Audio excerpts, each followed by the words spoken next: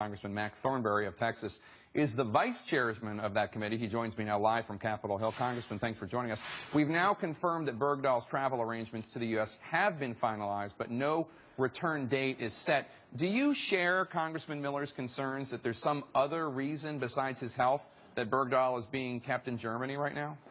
Oh, I don't know. Actually, today's hearing, very little of it focused on Sergeant Bergdahl's condition or the reason or the circumstances around his capture. What we focused on with the Secretary was the national security decision that was made here. Was it a good deal for the security of the United States to trade these 5 Taliban for Sergeant Bergdahl? That was our focus. Right, and the issue of sharing information about the transfer with Congress ahead of time, a very significant one at the hearing, and it evoked this exchange between Secretary Hagel and Congressman Mike Conaway. Take a listen. I never said I don't trust the Congress. Those are your words. No. Your actions say. No, I didn't say it. You said I said it. Your actions demonstrate, Mr. Secretary, that you do not trust Congress because you wouldn't tell the chairman and the ranking member something like this. Your actions say you don't trust Congress. I get it. Congressman, Secretary Hagel said multiple times in the hearing that the administration could have handled sharing the information with Congress better. Was that enough of an answer for you? Do you think Hagel and the Obama administration didn't tell Congress because they didn't trust Congress wouldn't leak the deal and maybe try to stop it? Well, I think there were probably multiple reasons. Maybe they were concerned about leaks, even though we get very sensitive information all the time. I think the bigger reason was when they first broached this deal back in 2011, Republicans and Democrats both said this is a bad deal. We don't want to release those 5 Taliban from Guantanamo. So they knew Congress was opposed on a bipartisan basis, and they chose to ignore the law. And this is a lot more than just, Congress getting its feelings hurt. There is a whole structure of oversight of the military and the intelligence community that depends upon getting timely, accurate information to Congress in order for us to do our job under the Constitution.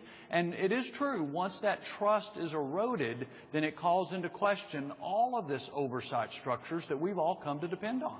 And, of course, the Pentagon and others in the government, and I'm sure the Congress as well, wants to know what Bergdahl learned while he was in captivity. Take a listen to this from Secretary Hagel. This guy was held for almost 5 years in God knows what kind of conditions. We do know some of the conditions from our intelligence community, not from, by the way, Bergdahl. This is not just about can he get on his feet and walk and get to a plane. How did you take that, Congressman? Did you take that remark that they haven't debriefed Bergdahl yet?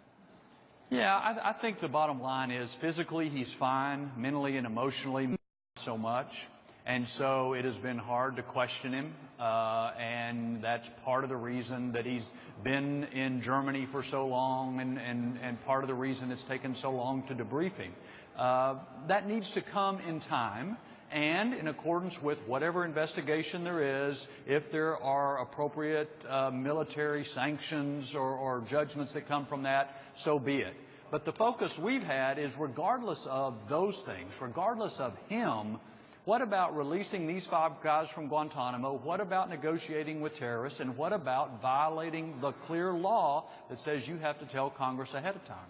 Speaking of the threat of these 5 Taliban members, listen to what both Hagel and former Secretary of State Hillary Clinton said this morning. These 5 guys are not a threat to the United States. They are a threat to the safety and security of Afghanistan and Pakistan. The risks they pose to the United States, our citizens, and our interests were substantially mitigated. What do you think the threat is of these 5 mid to high level Taliban members, sir? Well, what I know is that we've spent the last 13 years trying to take high-level Taliban commanders off the battlefield. And now, in a single stroke, we have put 5 of them back onto the battlefield, at least a year from now. So whether or not they will plot to attack us here at home, what we know is they will plot to attack American soldiers in Afghanistan. And the Secretary admitted in that hearing, we will have soldiers still in Afghanistan when these 5 guys can go back to Afghanistan and Pakistan. So it is a huge morale boost for the Taliban, and you can see that from their statements. It also replenishes their command and control, the depth of their leadership, and that adds to the threat to the Afghan government, absolutely, but also to our soldiers and other personnel that are trying to support the Afghan government. Congressman Mac Thornberry, thank you so much.